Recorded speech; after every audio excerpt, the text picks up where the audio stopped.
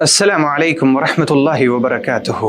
एक शख्स सैयदना हसन बसरी रहमतुल्लाह अलैह के पास पहुंचा और उसने आकर कहा कि हुजूर, मेरे पाँव में एक ज़ख़म है और यह ज़ख़म सालों से है।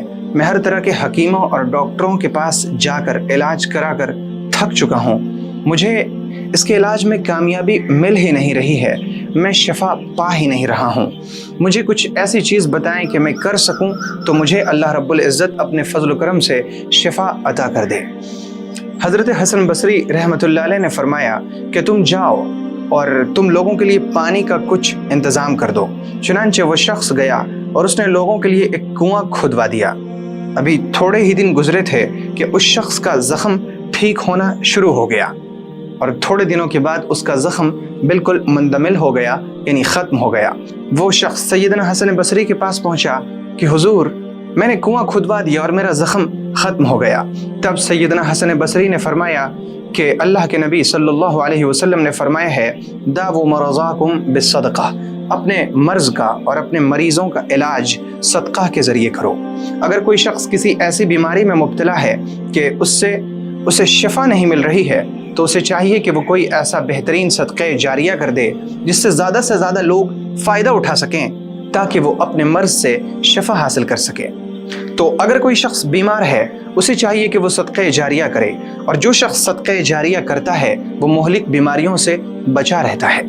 ये ताज़ा फ़िक्र इस्लामी मरकज़ मदरसतुल बनात, जहाँ पर बच्चियाँ रहकर दीनी तालीम और तरबियत हासिल कर रही हैं, और इसके अलावा इस ताज़ा फ़िक्र इस्लामिक सेंटर से यतीमों की किफ़ालत, बेवाओं के लिए वजीफ़े, बीमारों का इलाज और नौजवान बीमारों के लिए खुसूसी इलाज के साथ साथ इनको कारोबार के लिए तैयार करना और इनके लिए छोटे मोटे कारोबार का इंतज़ाम करना, इसके साथ साथ मसाजिद की तामीर का सिलसिला अल्हम्दुलिल्लाह जारी है।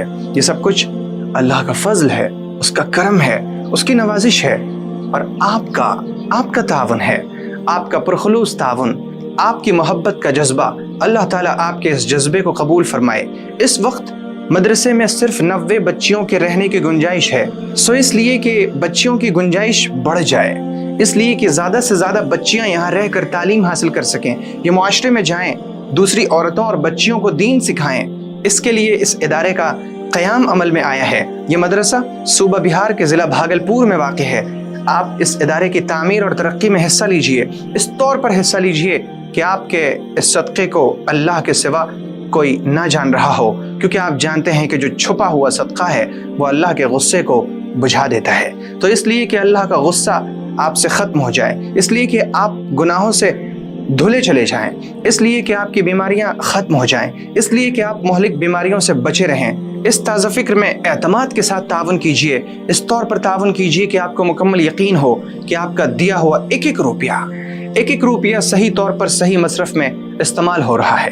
अगर आपको मज़ीद मालूमात की ज़रूरत है तो आप दिए गए नंबर पर मुझसे रब्ता कर लीजिए।